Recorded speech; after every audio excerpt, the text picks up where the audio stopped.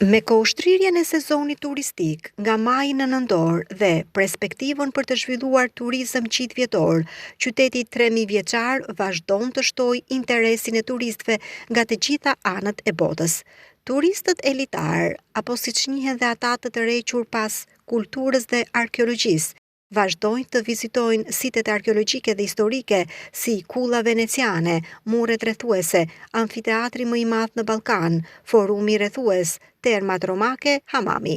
Durrësi numëron rreth 20 monumente të trashëgimisë kulturore dhe 12 objekte të rëndësisë së veçantë, të cilat janë të vizitueshme gjatë gjithë vitit nga turistë ventas dhe të huaj, ndërkohë që dominojnë këta të fundit.